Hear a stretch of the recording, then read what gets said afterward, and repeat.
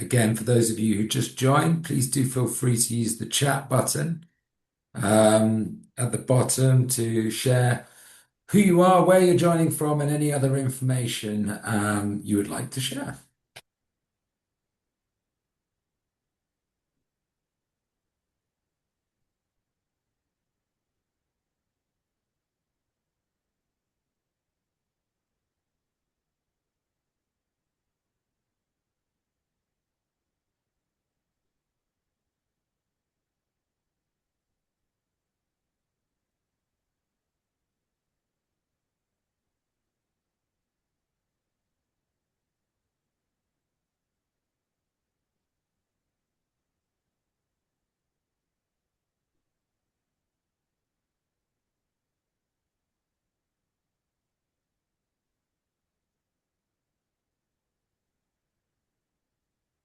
Great. Perfect. I can see lots of people joining us, so that's great. I think we will get started. We're on a tight schedule, as always, so it'd be great to get started.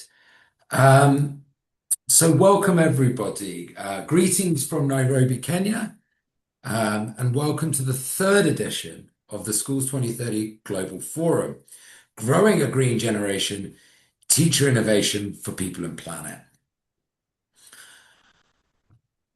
So, my name is Rupert Corbisher, and I'm the Education Advisor from the Aga Khan Foundation, and I'm honored to chair this, the third virtual forum and also part of the London Climate Week. I'm sure it has not gone unnoticed to many that during London Climate Week, London and much of Western Europe is experiencing the highest temperatures ever recorded, with far-reaching impacts on people, infrastructure, and services. Yesterday, more than 1,000 schools across the UK announced partial or full closure due to extreme heat. The UK is the sixth least vulnerable country in the world to climate change. Communities around the world are feeling far more frequent and ferocious effects of climate change. Flooding in, for example, Pakistan, extreme heat elevating already high temperatures, still higher in, for example, sub-Saharan Africa, and rising sea levels threatening island and coastal communities around the world. Children are considered some of the most vulnerable and, with respect to education, have their schools damaged or completely destroyed by floods, their ability to learn significantly affected by extreme heat in classrooms, and suffer the impact of displacement as the sea encroaches across the threshold of their homes and schools. Climate change and environmental degradation are therefore a global issue and do not respect national borders. Our oceans, watersheds, and biomes are connected and interdependent. When I last counted, we only have one atmosphere. The response needs people, communities, countries, and the global community to come together, commit, collaborate, act, and solve. This is the reality of climate change. Children and young people see this reality and want to be part of the solution. The 2024 UNESCO report, Youth Demands for Quality Climate Change Education, found 80% of young people wanted to learn about climate issues and be part of climate actions. Yet only 20 to 30% of teachers can explain how to take action. I'm sure we can all recognize this gap. So this is why we're here. I'm not sure if everyone has watched Halima Shaban's 4-part mini-series that's been posted on the Schools 2030 LinkedIn, but I think we can send a link to you as well. Growing a Green Generation. If not, I highly recommend it to you. It is short, sharp, and to the point. I feel Halima frames why we are here today very, very well, as she seeks to answer, what are we doing in the education to promote environmental sustainability and climate resilience? And what are we doing to equip children to navigate the uncertainties of climate change, actively engage in emerging green and blue economies, and be the climate leaders of tomorrow? These are big questions. And today we will be seeking to respond to Halima's question with a focus on teacher professional development. What does this mean for policy? What does it mean for practice? And for what purpose? We are joined by experts who work across the education ecosystem, focused on policy, curriculum, teacher professional development, and those who daily turn all this complexity into meaningful learning experience for millions of boys and girls around the world. Teachers. As a way of quick introduction, first are teachers, Valerie, Joseph, and Gloria in Kenya and Madam Chanya in Tanzania, who are at the forefront of meeting the children's demands for climate learning and climate action in their classrooms and schools.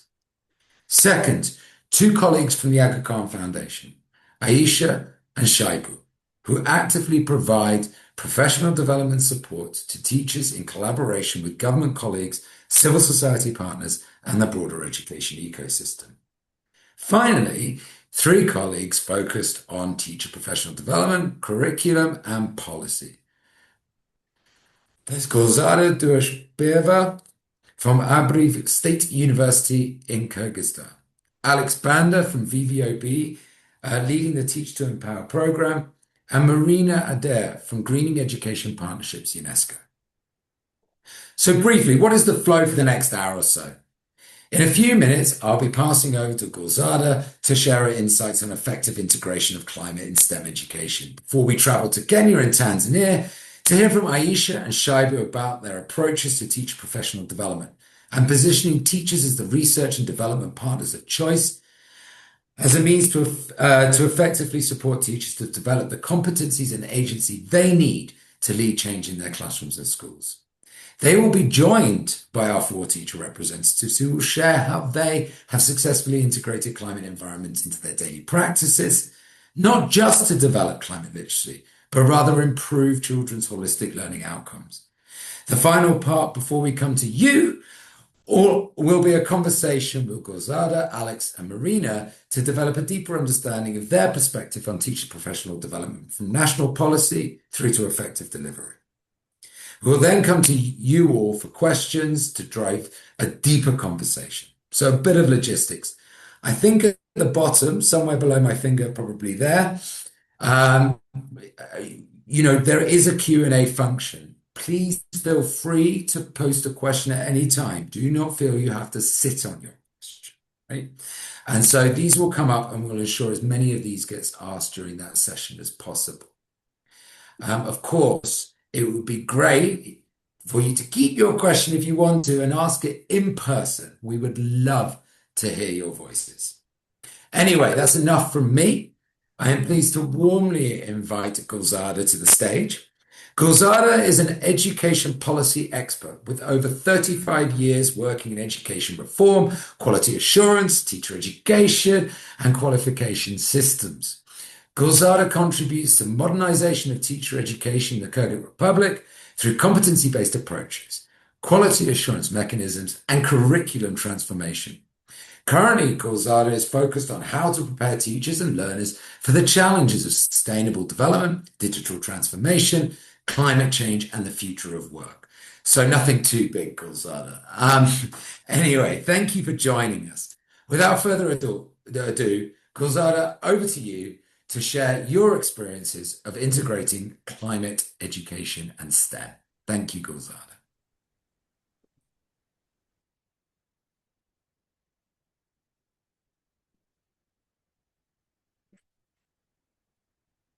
Sorry, Gulzada, sorry, you're on mute. Just come off mute, sorry. Thank you very much. Okay, thank you. Brilliant, thank you so much. Thank you for the opportunity given for me to join to this important discussion. Kyrgyzstan, like any other country in the world, face this range of environmental issue, including face climate changes, impact of climate changes, and this range of environmental issue impact on our lives, our livelihoods, and local communities. And this topic is not only political topic, but social, economic, and educational issue as well. So how to face and how to overcome all these impacts, negative impacts, we need to train our learners, and not only learners but teachers as well. And so these challenges, including Kyrgyzstan is mountainous country. More than 90% is mountains in our country. And so we affected climate changes. I think first countries, among the first countries who affected these challenges. And so including glacier retreat, water insecurity, natural disasters, and all these, the growing impact of climate change on the local communities, first of all. And so these challenges are not only environmental, as I mentioned, but social, economic, and educational issues. And so, from a curriculum perspective, we consider climate education not a stand-alone topic or a subject, alone subject, but cross-cutting theme, which should be integrated in all the subjects. So train our learners and teachers as well, not only to understand climate changes and the impact of climate change, but train them such competencies which help them to make good decisions and to act relevantly, to be responsive to these changes. And so we consider climate education as a cross-cutting theme that helps students, learners, other kind of category of learners, both adults and youngsters, to adapt their skills, cross-cutting skills, so that they can meta skills, to be reactive, to be responsive for sustainable development of the country and beyond the country. So by climate education, we help to strengthen their problem-solving skills, system thinking, critical thinking. All this help them to be responsible. And the main issue that we need to have more responsible citizenship. It's meaningful because in the context of global changes, climate changes, and artificial intelligence, we need to have very responsible citizens. And so in Kyrgyzstan, at the moment, ongoing educational reforms and the transition toward competence-based approach in education create the opportunity to integrate climate education across the curriculum and to make it interdisciplinary, cross-cutting theme so that all the subjects, despite their humanitarian or technical or scientific disciplinary, all of them should train students and teachers as well how to handle with these global climate change issues. And so particularly important is the connection between climate education and STEM approach, STEM education. And maybe you've heard about the education reform. We're shifting to 12-year school year education and STEM approach integrated in school education as well, including climate education. And so we are trying to train our students to make to move beyond not only understanding but to real actions. And by competence-based approach and problem solving approach,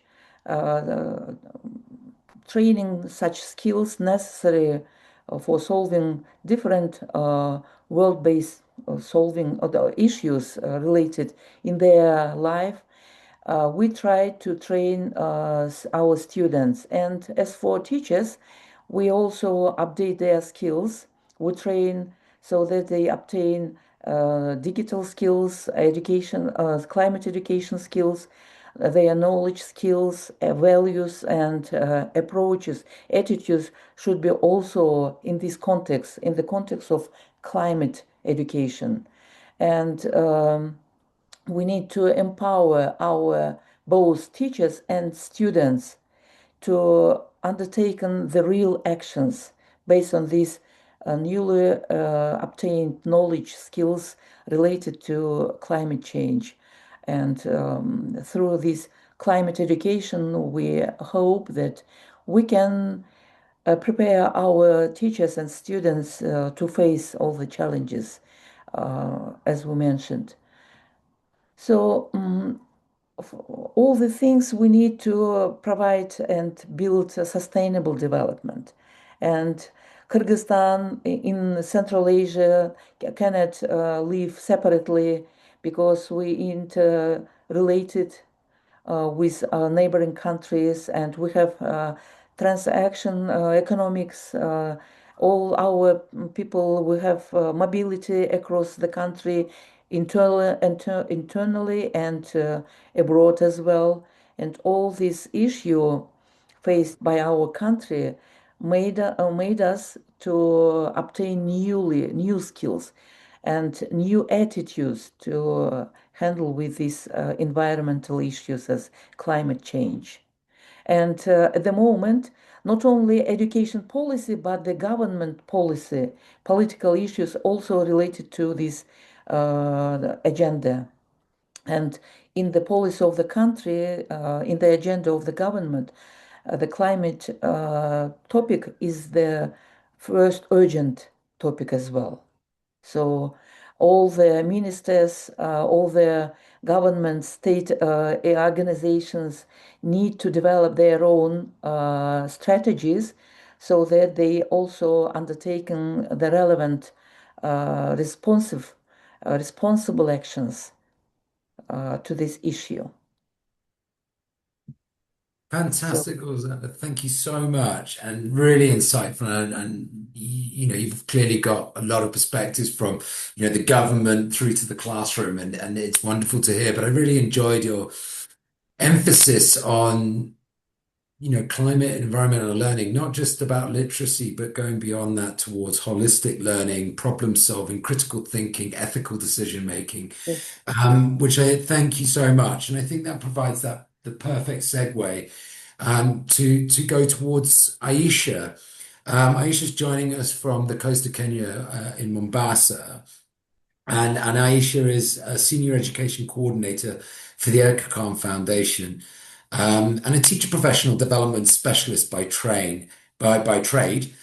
She's designed and tested and validated many evidence-based, high-impact teacher professional development courses to support teachers around values-based education, going back to your point, Gulzara, on ethics and things, different teaching and learning approaches, effective mentorship, and she's been doing this for the last decade. But Aisha, really, I recognize and understand that you've been turning your head towards environmental and climate education recently, and that you are in the process of actually co-designing a new course with teachers in Mombasa, specifically around climate, environment, and gender, indeed.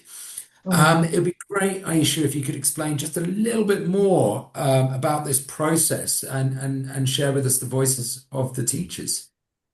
Yeah, thank you, Rupert. Thank you so much for this opportunity. It's not every day you hear your supervisor mentioning, so it's an honor to hear from my supervisor, my mentor. And I'll just start by saying that, yes, we are now working with teachers in Mombasa. These are specifically junior school teachers to think of how we can integrate gender and green, and especially the climate and environmental science in the curriculum. And one of the exciting things about this journey is that this project or this program, it's a co-design. Because when I say a co-design, is that we are taking teachers through testing of the assumptions, trying out of the strategies when it comes to integrating within the pedagogy in the curriculum, and also letting those teachers give us feedback on what is working and what is not. And when I say this is something we are doing deliberately, be it through our channels of communication, be it through school visits and school mentorship.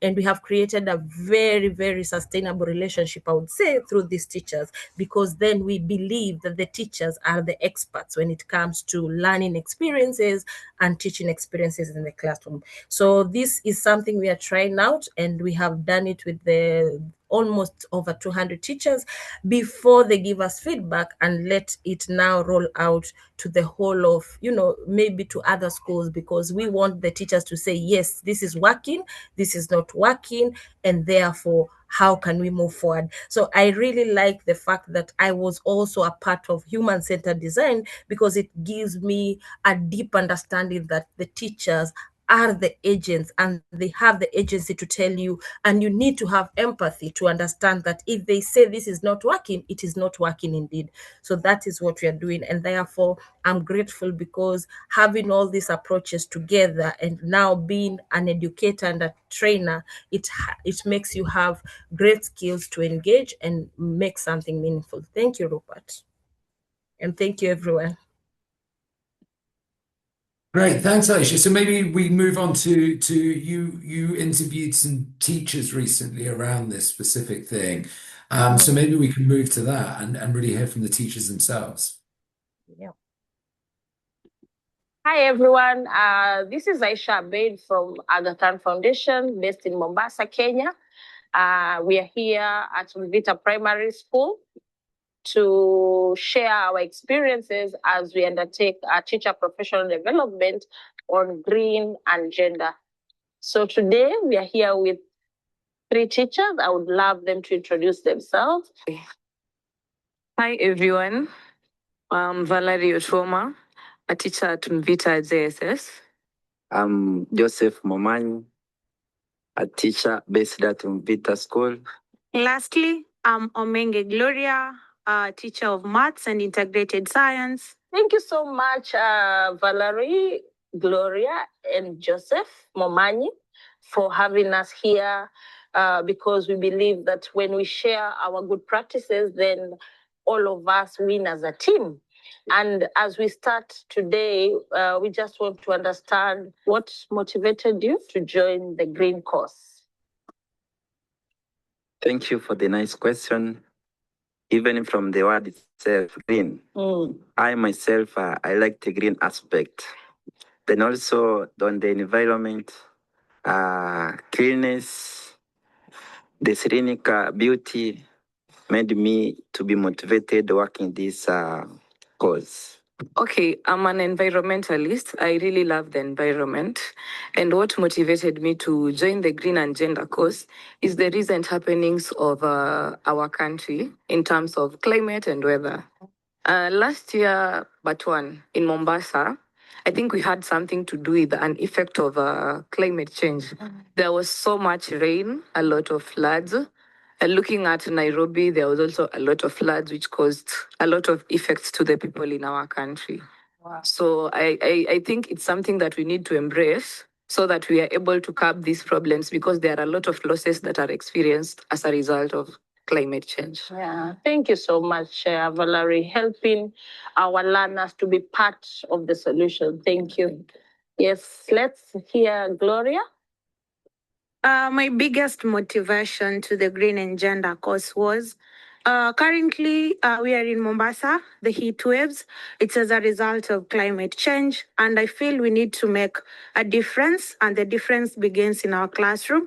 So as we nurture the kids to embrace the environment, to try and live in a place that is habitable for everyone. So the push for this course was for me to have learners who know what exists in the environment, what is good for the environment, and how they are supposed to conserve what they already have. Wow, there we have it. I'm inspired to know that we are becoming the Wangare's Maathai of Kenya. And I believe as educators, we have a very big impact on what happens to our communities, because we have the learners with us in our classes, and they need to be nurtured to really take care of the environment. So if you look at the gender and the green course that we did, what are some of the things that you're doing in class, in the classroom, and out of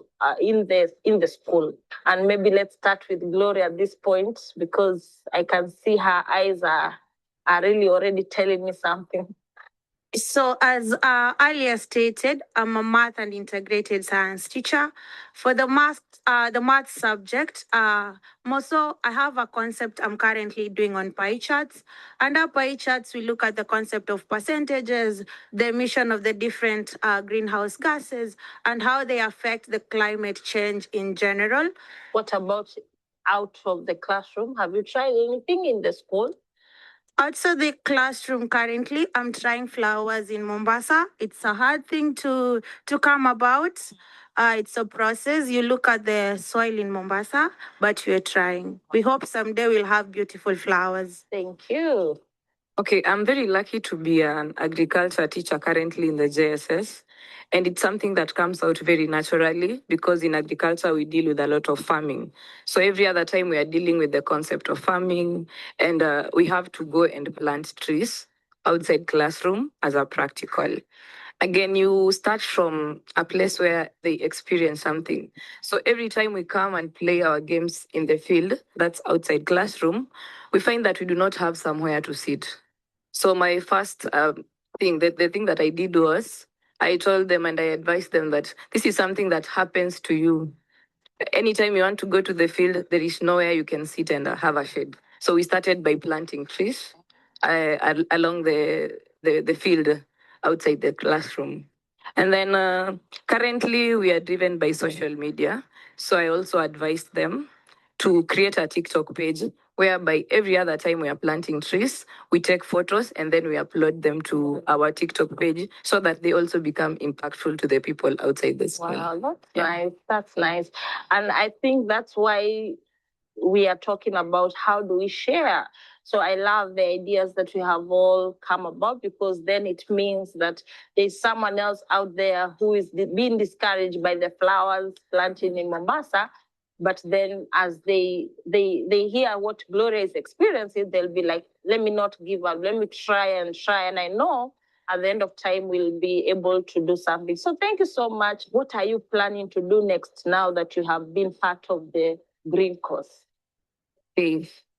We start with what we have, then we keep growing it so that we get to what we want next. Yeah. Currently, we are doing the lessons and planting trees and all that. But now, what about the future? I'm sure what we are doing now is going to have an impact on what will happen in the future. For example, we are talking of growing our social media pages. Yeah. So we create more awareness. We do a lot of community service learning, and we create more challenges for people so that we are aiming at 100,000 trees. We cannot do it in Vita alone. We can do it in Kenya with everyone. Excellent. Thank you. Well said. I'm quite impressed by my fellow colleague. My to-do from now, I'm planning, we have a greenhouse in the school which can help the community at large. We can have a supply of trees to make even the greater city of Mombasa to be green, so that I can continue loving my green color. Wow. Thank you so much. Our learners cannot do it without you, because you are the center of influence. You're the center of change. So I want to thank all of you for having us today. And I'm sure that this forum that we are going to be holding, we're going to serve many other people who will be encouraged by what we are doing, and they will actually learn from us. And therefore, I want to rest there and just wish you all the best. Thank you. Thank you so much, Aisha, and thank you to those teachers.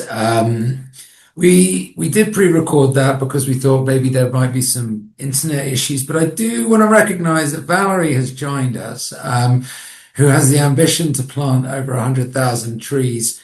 And is Gulzara, you must be pleased to have seen, climate change, environmental sustainability, and technology coming in, given your role. So I just wanted to let everybody know that Valerie is here, and she may join us for questions at the end, but please remember to use the question and answer. Actually, I'm going to pick up on one point, which is what you said around the teachers are the experts, and I think again that really helps us to travel south into Tanzania and speak to Shaibu. So Shaibu is our Schools 2030 national coordinator and has been partnering with government, schools, and communities to support education improvement in Tanzania for the past 15 years. Since 2021, Shaibu has been engaging human-centered design to enable teachers to look at everyday problems from diverse perspectives, to identify the root cause, and then design and innovate solutions to address these to improve the holistic learning outcomes for all children in their classrooms. Since 2024, Shaibu has used this approach, this evidence-based approach, to support teachers to co-design classroom and school solutions for the integration of climate and environmental learning. So Shaibu, I'd really like you to explain a little bit more about this and really sort of leveraging what is the human-centered design approach and how have you applied it to support teachers around climate and environmental learning? Yeah, thank you, Rupert, and hi, everyone. Thank you for joining. Yes, as you said, Rupert, in Tanzania, we have been training teachers on HCD, and this started back in 2021, where more than 300 teachers have been trained, equipped with the HCD mindset, approach, and tools that they use in addressing classroom challenges that we know.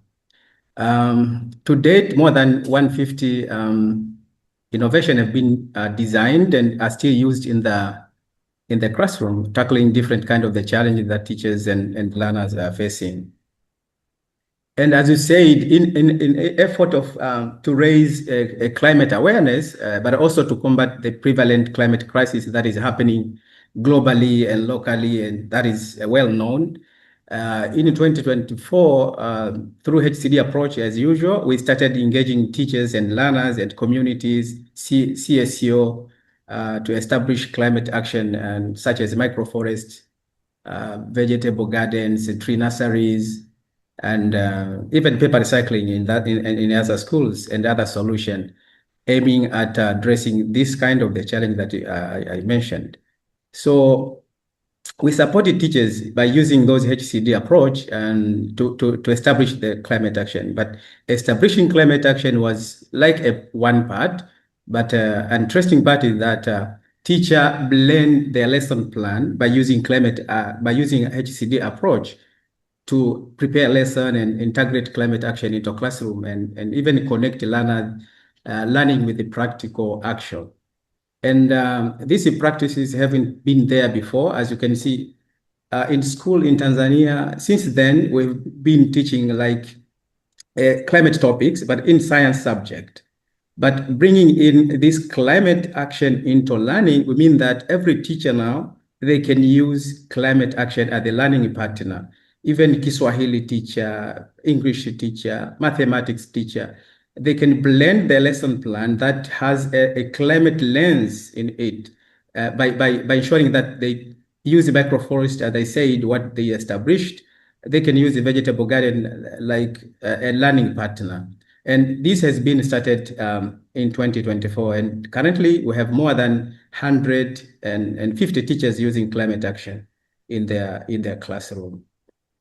And good enough that teachers have been reporting improved climate awareness, because that is one part of objective of teaching using climate action, just building awareness to teachers themselves, learners, and teachers have been reporting like, students have now taken leadership role through established environmental club, because every school has established environmental clubs. And those environmental clubs are used like a vehicle to run the climate action activities in the school. So leadership role is now taken by the learner themselves, planting trees, taking care of the vegetable garden, as I said. So this is one of the improvements that we observe and the teachers are reporting.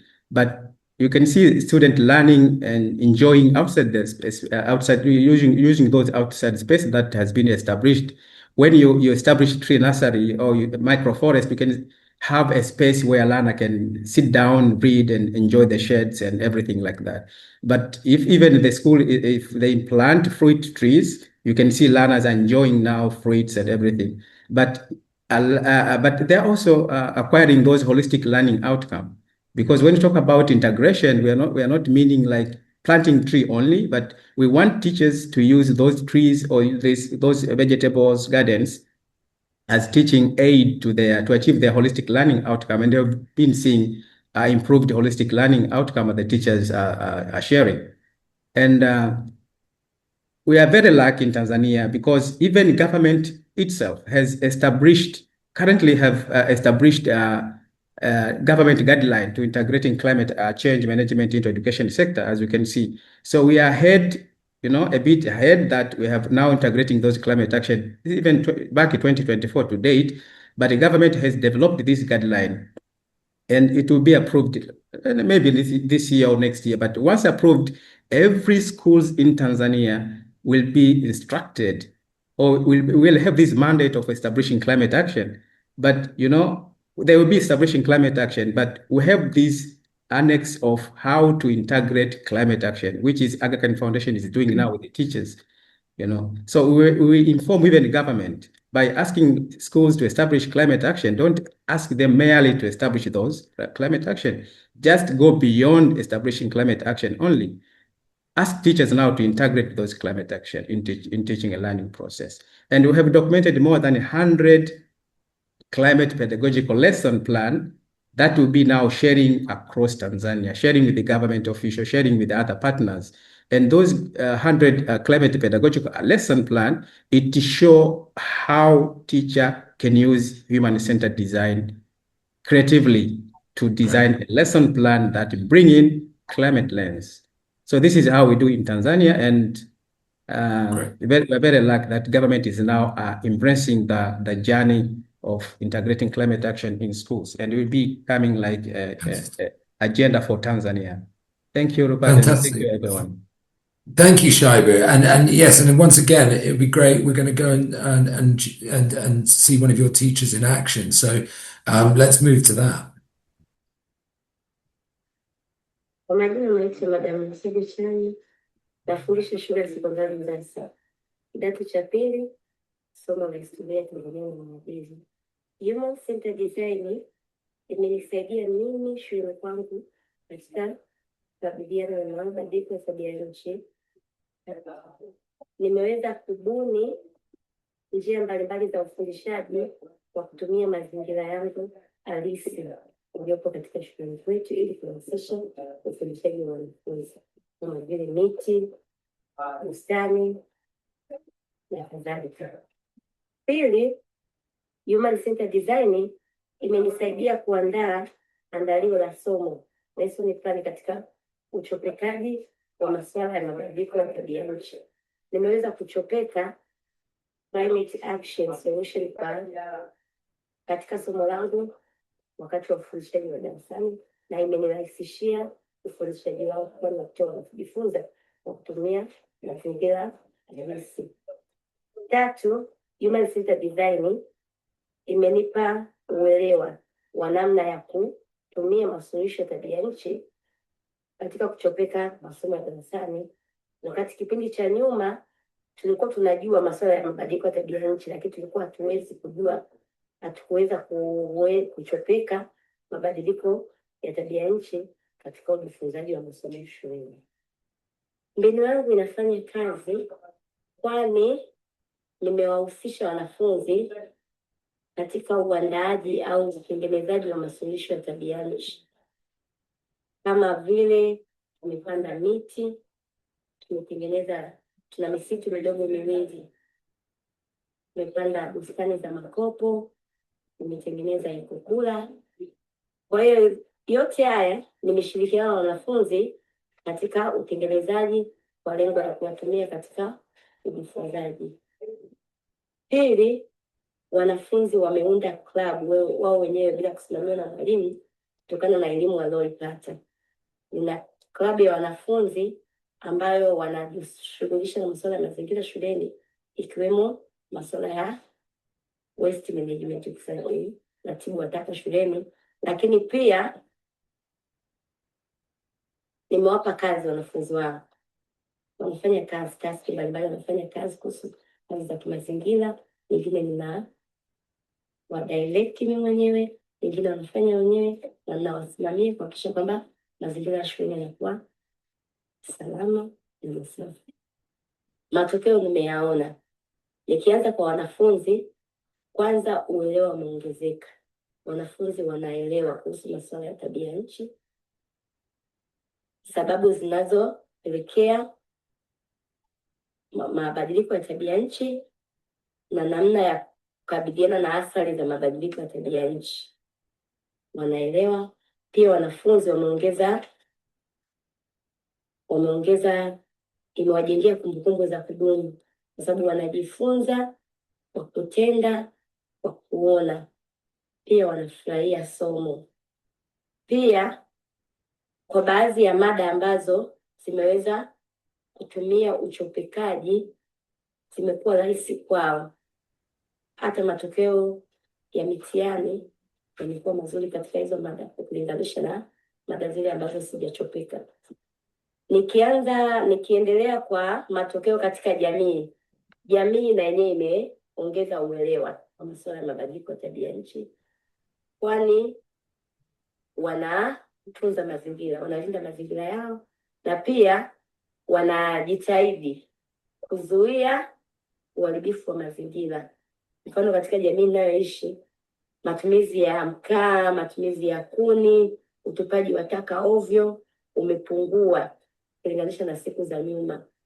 Kwa upande wa mimi kama mwalimu darasani, matokeo niliyoyapata yamenirahisishia ufundishaji. Nimeweza kufundisha kwa urahisi, hasa zile mada ambazo nimechopeka, mabadiliko ya tabia nchi.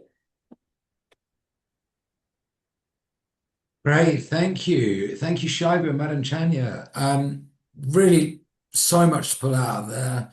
You know, the opportunities of climate science and the environment to become pedagogical partners to support holistic student learning, the amount that students were getting engaged in these actions to clean the school and take leadership. I mean, it's just great to see and hear. I could talk for hours. I used to be a geography teacher, so these things really do get me excited. But it's wonderful to see. I just want to put a reminder out. We're getting quite a lot of questions into the Q&A box. Please do continue to push these in, and we will get to them in a bit. But before we do, I'm going to take what is it? I'm going to take my privilege as a chair to ask a couple of questions to the three of our guests, and then we'll open the floor to everybody else. So we're going to be called and welcome back Gulzada from earlier on, and also joined by Alex and Marina. I'll just quickly introduce Alex and Marina. So Alex has been working in the education sector for over 10 years. He's been collaborating with diverse government and non-government partners, and he's currently a strategic education advisor at VVOB and leads the Teach to Empower program, which is part of a broader initiative, Regional Teachers Initiative for Africa. Teach to Empower explicitly focuses on strengthening teacher professional development for green education and gender-responsive pedagogies. Marina, again, has over 10 years working experience in education policy, skills development, vocational training, youth transition to employment, and bridging humanitarian, developmental, and institutional priorities. Today, Marina is an education planning specialist at UNESCO's Greening Education Partnership.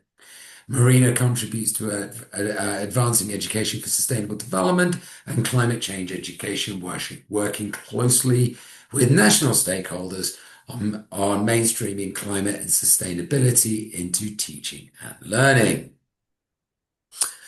So again, thanks all for joining. And I'm actually going to start where maybe we left off with Gulzada and just come to you first and ask, from your experience, what knowledge, skills, and resources do teachers need to effectively develop students' climate literacy, and as you said, their problem solving, innovation skills, creativity.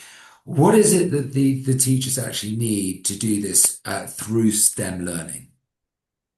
Uh, to develop students' climate literacy and skills needed for undertaking the practical actions, uh, teachers themselves should obtain those skills, first of all. And so in Kyrgyzstan, we revised state education standards for this. State education standards, so-called this document, it's a framework of containing the main rules for like instructions for curriculum development. Volume of lessons, disciplines, and what kind of disciplines. And the main thing in this document is a list of learning outcomes which are necessary to develop in our students not only knowledge skills but real practical skills, and the main thing is their attitude and value. And this list of learning outcomes we this year we updated and include and stress climate related skills, climate related attitudes, so that our graduates should become responsible citizens, responsible specialists in their fields, teachers or doctors or engineers. Despite their specialty, they need to obtain those very essential skills related climate change, climate education. And first of all, we did this thing, and we developed a roadmap for transition of pedagogical education itself. Until we change a teacher, its skills, his skills, we cannot change anybody's skills. And so teachers are hearts of the progress. And that is why we are undertaking huge transitions in pedagogy, especially in education, teacher education. And we also updated the list of specialties in education, in teacher education itself. And so we introduce andragogy, for example, for adult learning, and governing in education. We have no such specialty in education system before. And all the things related to developing the right policy in the context of global changes, including climate change as well. And so these practical things empowering higher education institutions and secondary schools as well to be responsible, first of all. And besides this, we undertaken another institutionalization of mentoring system. We introduce and strengthening this so that our young teachers and students who during their internship period can be provided by right consultation and mentoring support, so that to shapen those practical skills. And also we also develop instructions, manuals, and in the context of raising their capacity, teachers' capacity as well. And we are updated their curriculum as well for ongoing teachers' skills development, in service training as well, not only preset, but in service training as well. These are practical things we're undertaking within these big, huge transformation reforms in teacher training education. And in the context of climate education, as I mentioned before, climate education is a integrated, interdisciplinary, cross-cutting topic, cross-cutting skills, and integrated in all the subjects throughout the curriculum, both on the school levels and professional education level as well. Great, thank you so much, and I really love that the teachers are at the heart of this, which was a lovely expression, and couldn't agree with you more. And I think it's been, a couple of things I've picked up on: being explicit and being purposeful. Bring these skills. They need to be explicit in our curriculum and our TPD, and we need to then design for purpose and have a roadmap and things. So that's great. So I'll follow that up with actually a question for Marina. Um, Bringing these in is fantastic. And we need these knowledge, skills, resources, etc. As part of the Green Education Partnership, can you share how UNESCO and GP support countries in assessing gaps in teacher capacity and tracking progress in climate change education? Thank you. Yes, thank you, Rupert, for the question. Maybe before answering, allow me to briefly explain what is the Greening Education Partnership, or GEP, as we call it, for those who are less familiar with it. So very briefly, the Greening Education Partnership is a UNESCO-led global initiative that works to embed sustainability and sustainable development across education systems worldwide. And it brings together governments, the civil society, the private sector, international organizations, UN as well, to transform education in its content, infrastructure, pedagogy, and community connection. So it's really like in a very holistic approach that we work. So now it's a platform with more than 2,000 partners and 99 country members, and the Aga Khan Foundation is one of the member, and more than that, sitting even in the advisory group of the Greening Education Partnership. And all of these partners are working towards 2030 with objectives and goals set under the 4 interconnected pillars that we have for the Greening Education Partnership, which are greening schools, greening curriculum, greening teacher training and education system capacities, and greening communities. So that's for the introduction of the GEP. And to specifically answer your question, my response will be more at the, I would say, policy level. And for example, in terms of how we assess gaps, I can share 2 levels as well and track progress. So at the policy level, we would analyze the national determined contributions, the NDCs, that countries submit under the Paris Agreement to, for example, assess how meaningfully education is integrated into national climate commitments, including everything related to teacher training, and so on, and teacher professional development. So this will give us an idea about where the ambition exists on paper and where the gap remains at the policy level. And at the system level and country level, we have some country projects where we go deeper, I would say. And we would review, for example, the teacher training curricula against the standards and guidance documents that we have developed at UNESCO and within the GEP. And I shared in the chat, for example, the greening curriculum guidance. I think it's really in line also with whatever has been explained by the previous speakers, and specifically by Guzalda from what you are doing in your country. So we are reviewing the teacher training curricula against our standards. We are providing then practical guidelines on how to integrate climate change education into the pre-service and in-service programs.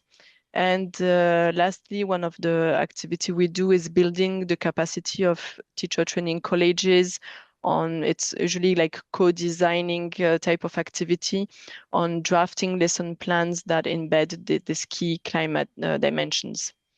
And finally, to track progress systematically across all GEP members, countries, and against our goals, we have developed a global JEP tracker. We call it this way. So I will share the link for the website in the chat as well once I finish this. But this JEP tracker maps the progress against the objective of each pillar with dedicated country pages that allow us and our partners to assess where things stand and what still needs to be done. So this is publicly available. I will share the link. It's a monitoring tool which is more, again, at the policy and global level, but it's a good way just to understand where we stand globally speaking. Fantastic. Thank you, Marina. And it is great to understand a little bit more about that policy, the policy area.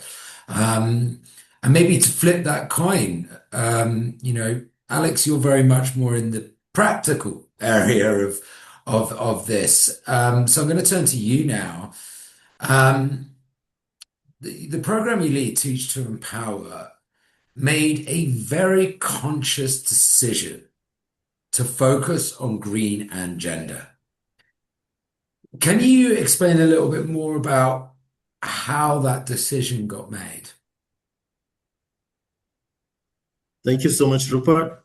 And hello, everyone. It's exciting to see all the speakers really talking about the efforts that have been made around green education, and working with teachers is so much aligned with what we already are into. Teach to Empower is a teacher professional development program that is mainstreaming both green and gender into its effort. I hope you can hear me. Absolutely. Yeah. Thank you. All right. Perfect. So in this whole effort, for us, we are not looking at green and gender as separate issues. For us, we see climate change and gender inequality as an interconnected societal realities that show up together in the same classroom. So all learners in the same classroom are faced with these gender inequalities and the environmental realities that they come to the classroom with. And then for us, these are literally doing a lot to support learners amidst these realities. These are also very global issues that many actors like yourselves are dealing with. And in some ways, teachers need to be supported to better work with these learners. So traditionally, you would see that TPD efforts have been so fragmented, where we are dealing with green education as a separate piece. We're dealing with gender responsive pedagogy as a separate piece.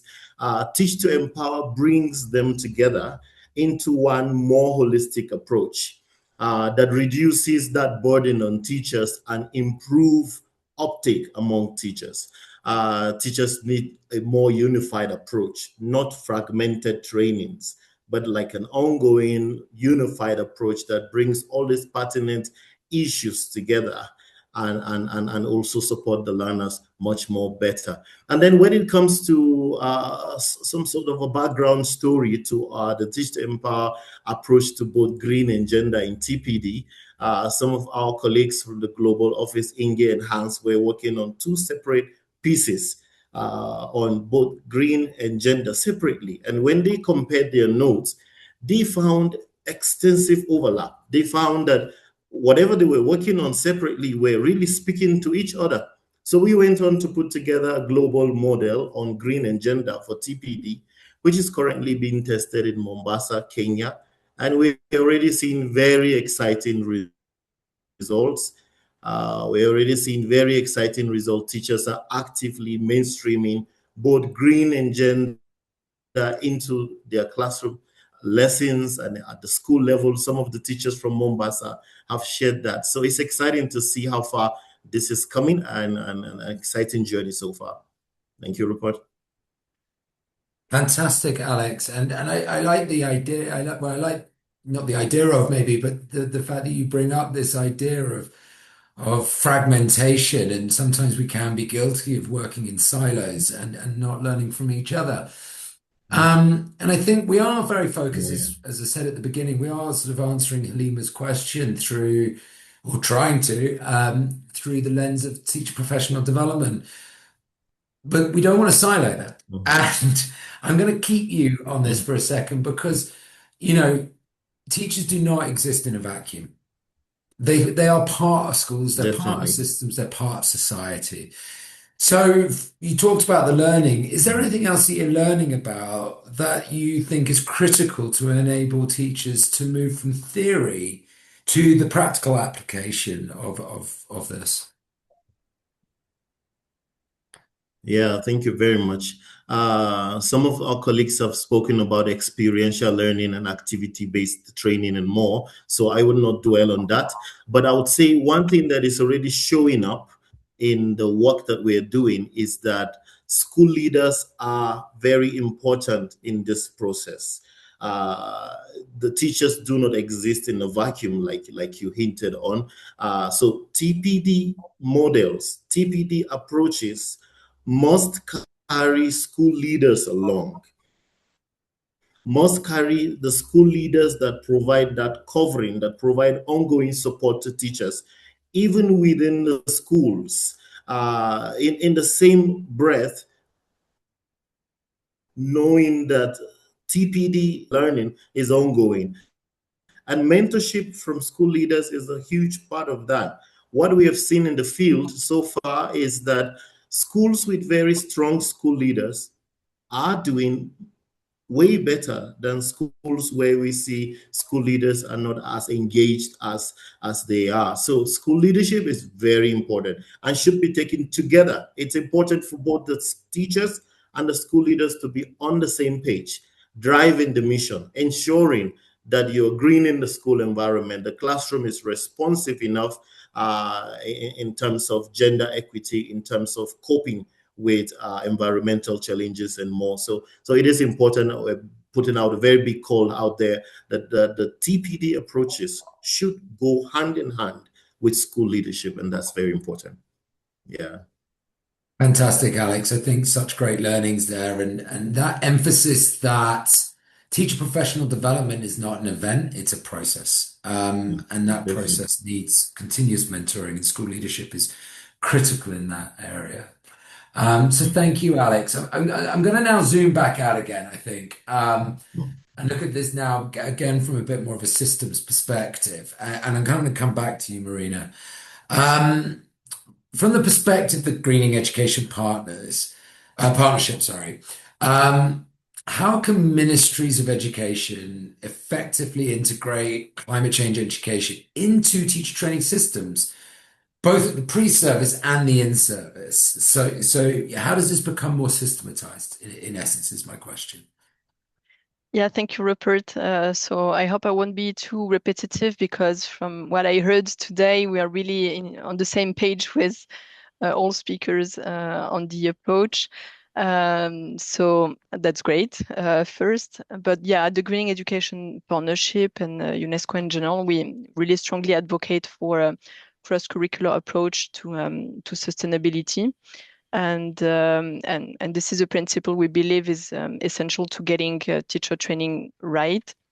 What that means in practice is, I think, as my colleagues and Guzalda, I think, mentioned many times, is that we need to resist the temptation to treat climate and nature-based topic as standalone subjects confined in a single lesson plan or elective when it comes to teacher training at university, for example. But instead, these dimensions need to be integrated through all the subject areas.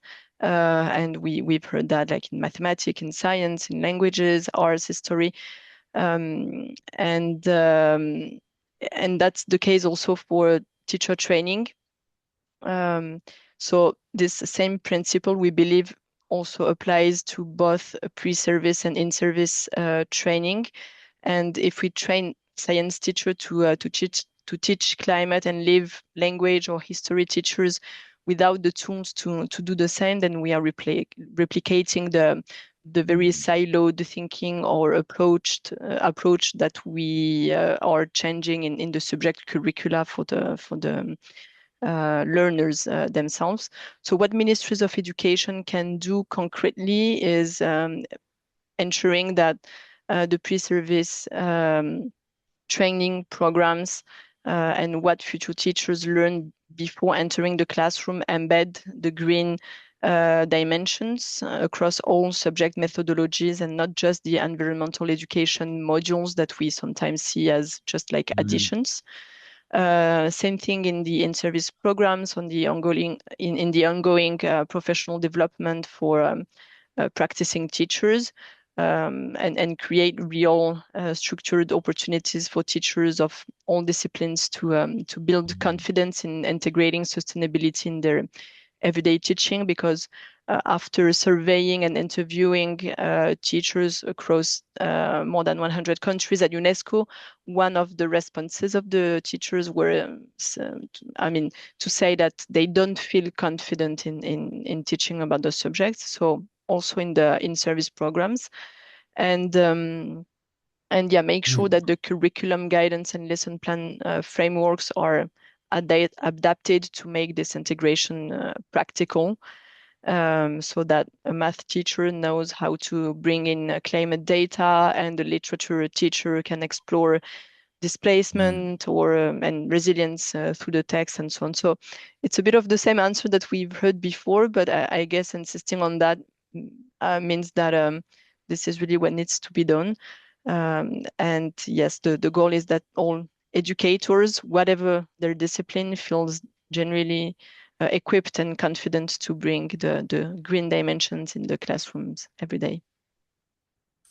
Great, thank you so much, Marina. And I think this is a great moment to move towards our questions and answers. And the first one is actually really relevant to this around the integration, but I'm actually going to post it towards Gulzada. And the reason I'm doing this is because of the way you talked about this integration, cross-curricular, non-siloed, all the rest of it, right? And really, from your position, Gulzada, you seem to hold this unique position within national education reforms, but also the practicality of that. And the question here, sorry, I'm sort of a newsreader going between two screens, is, how does teacher professional development stay aligned with national education reforms, whilst also equipping teachers to integrate climate education and with relevance to your experience explicitly through STEM? As an illustrative example.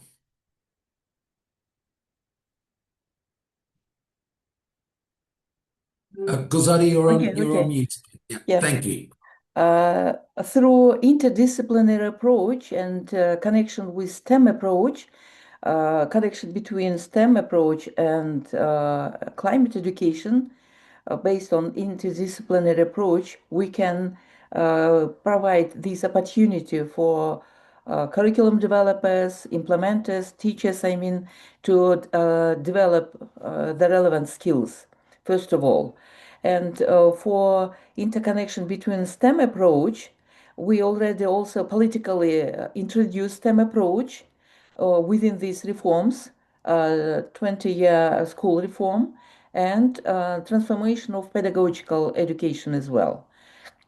And so this is interdisciplinary approach is a must approach, which are undertaken within our state education standards. Recently, 2 days ago, the government approved our state education standards. And so we need to follow these requirements now. All institutions, despite their ownership, private or state, they need to follow these requirements.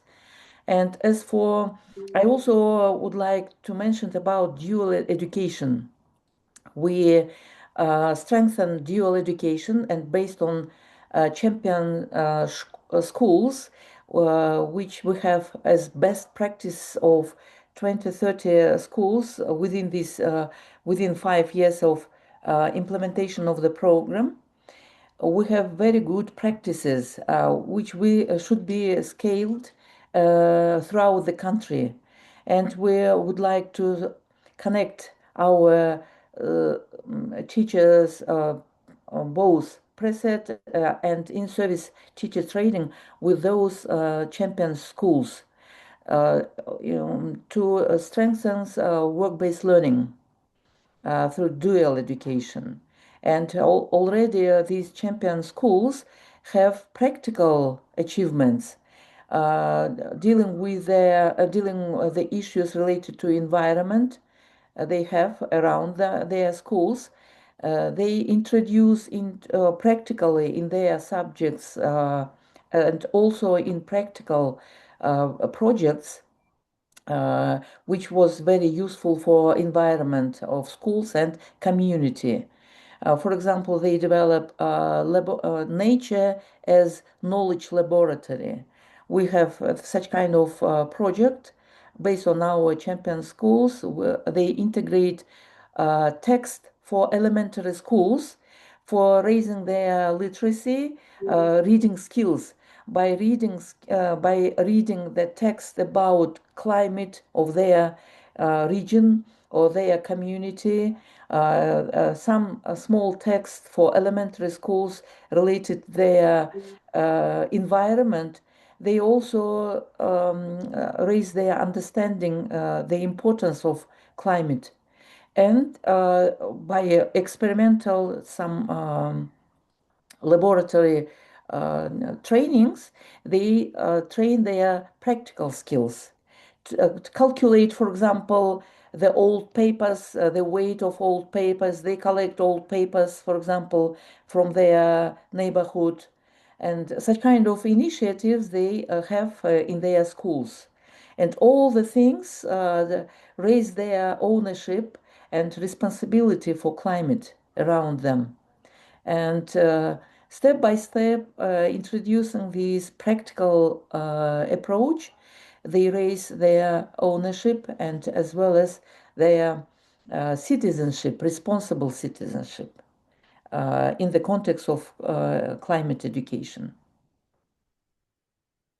And Great, thank you the so other much. thing is introducing indicators for monitoring the environment and the skills of teachers and students as well. And so we are introducing in quality assurance system, both in external and internal quality assurance system, these requirements, indicators.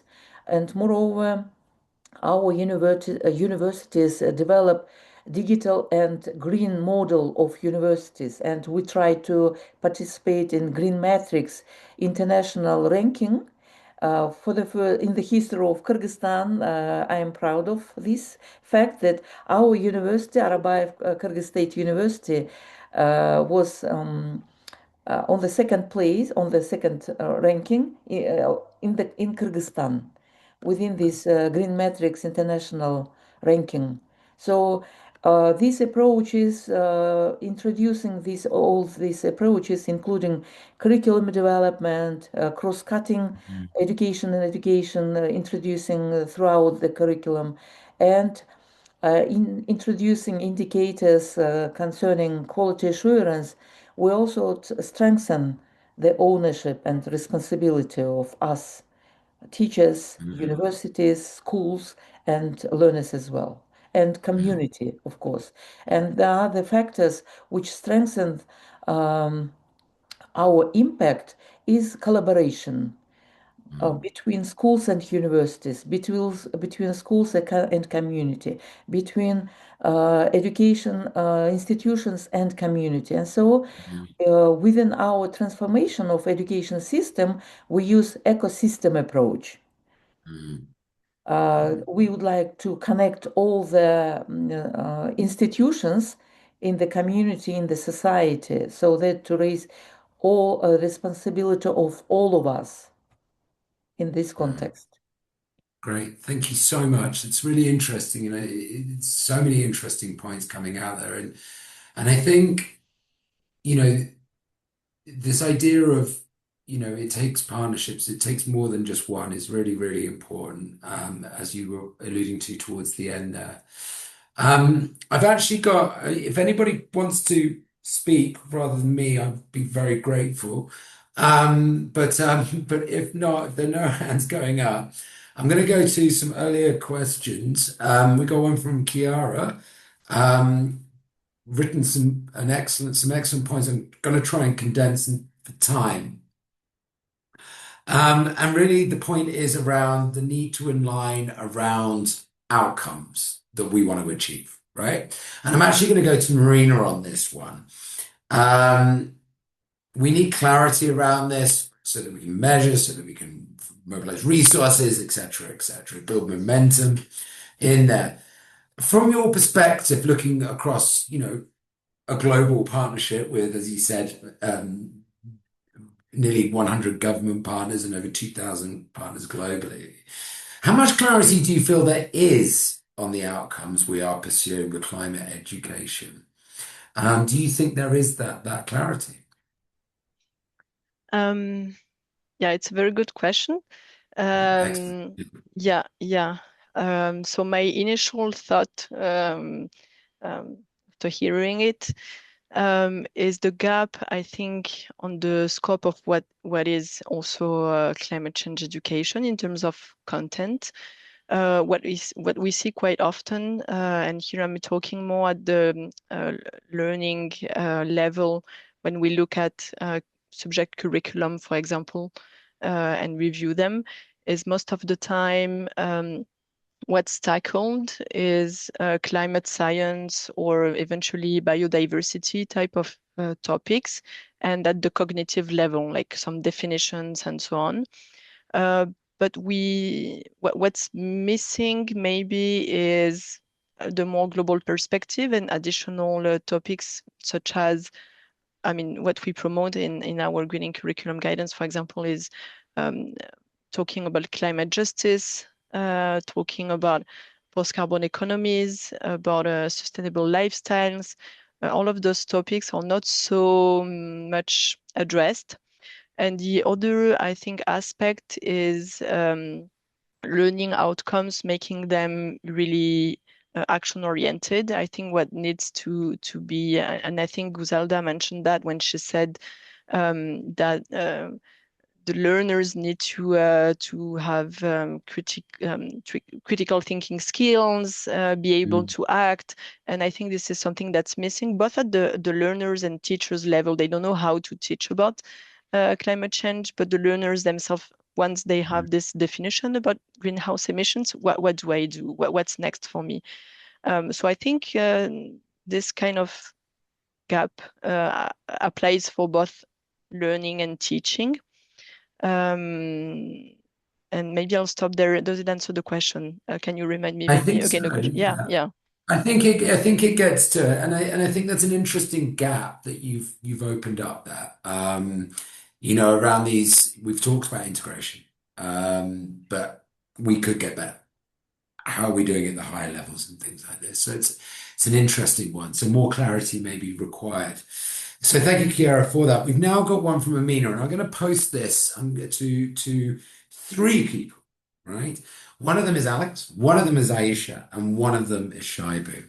And you've got 2 minutes because we are running out of time. And Amina is really interested in some practical examples of integrating cross-cutting themes, cross-cutting themes into the school. So I think maybe 2 minutes for your best example of how you've seen teachers do this practically in their classroom and in their schools. I'm going to go to Alex first. Thank you, Rupert. I think for me, the context where we are testing the model in the Kenya CBE, it's exciting to see that there are already very real pertinent and contemporary issues that teachers are already bringing out through the many subject areas that they're able to teach through. One of the teachers spoke about teaching through mathematics. And one exciting thing I saw in the field was really talking about word problem and coming from a point of cleaning plastic bottles from the beach. A simple word problem is talking about if you pick, let's say, 10 plastic bottles from the beach and you give 2 to your friend, so it already begins to take children, the learners, to that experience of really taking action for the environment and more. So it's already coming in gently. I also experienced a classroom lesson that was talking about photosynthesis and already talking about why we need to plant trees. And children are given the opportunity to contribute and say why they think trees are important for our environment. So there's so many ways we are seeing this being mainstream in the classroom, and it's very, very great to share this with you and many more. Thank you. Perfect. Perfect. Thank you very much, Alex. I'm actually going to pop down to Shaibu now in Dar es Salaam, and same question to you, Shaibu.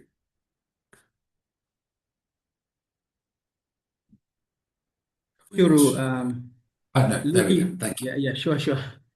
Looking at the practical example that teachers are sharing, as I said earlier, that teacher reporting now that school is green, and you can see some school before the program, the school had no trees. I mean, in one school in Lindi, when we went there, it was like a bare land, but now you can see now school is green, and students are now enjoying having even they can go there down the trees and share to enjoy and play and something like that. But I have mentioned that we have documented more than 100 a lesson plan that integrating climate action. So this is a practical example of how teacher can bring lesson into a live session with the climate in it, like tree nursery, vegetable, paper recycling. We have those examples and documented already. And when we say that we are engaging government official, that we have these practical example of how teacher can do this, can do that can improve the guidelines that are developing, we mean that we have evidence and a lot of evidence from outside. Yes. Fantastic. Thank you, Shaibu, and well kept to time there.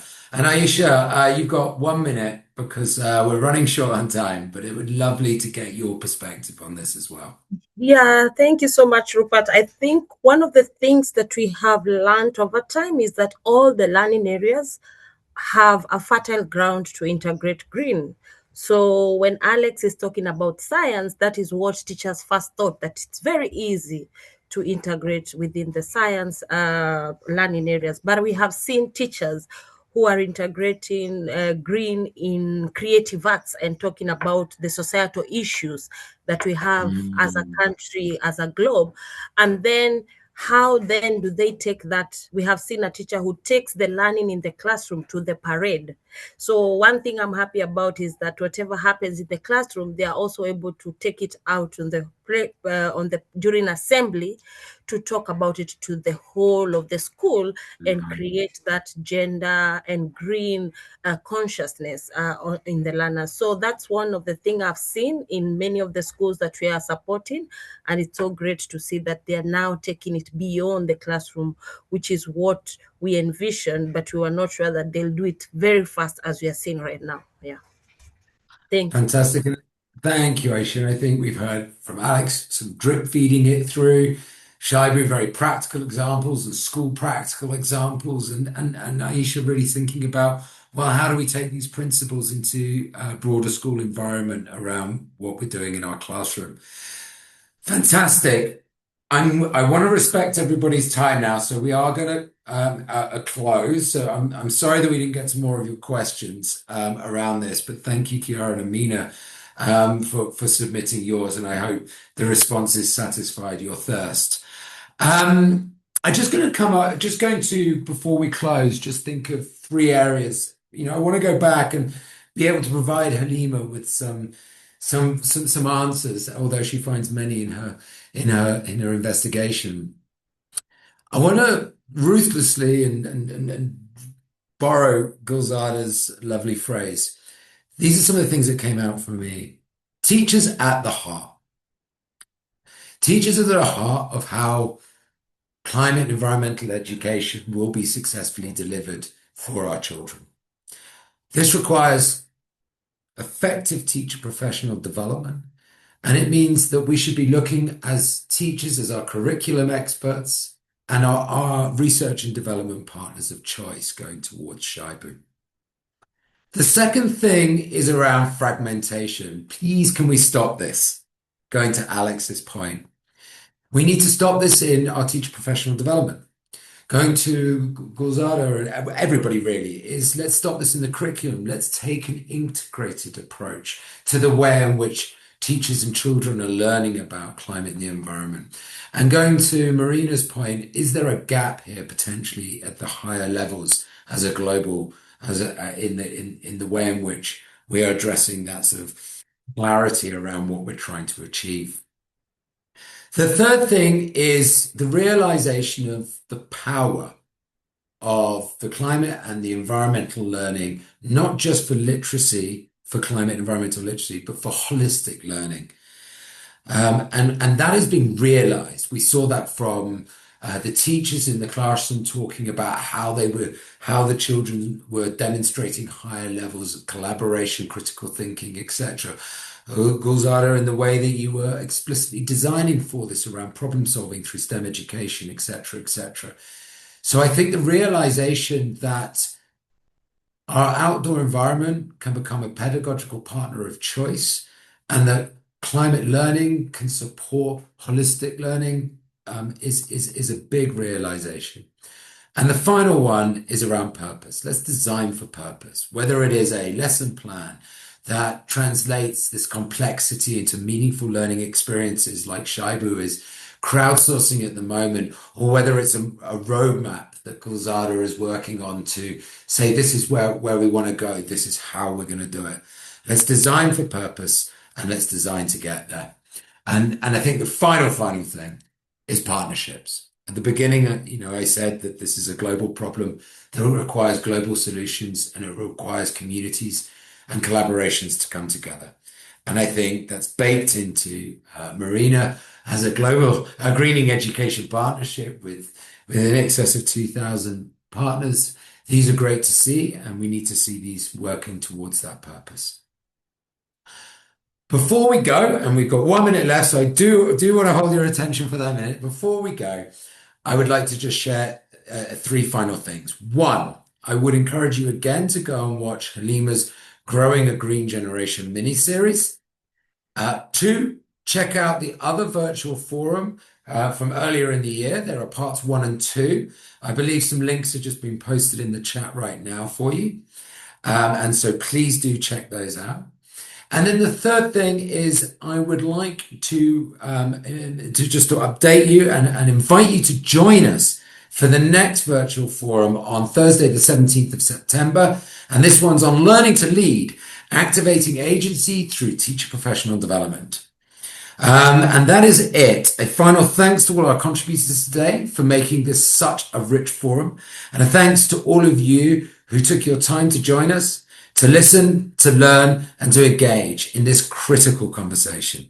And until the 17th of September, from me in Kenya, asanteni na kwaheri. Thank you very much.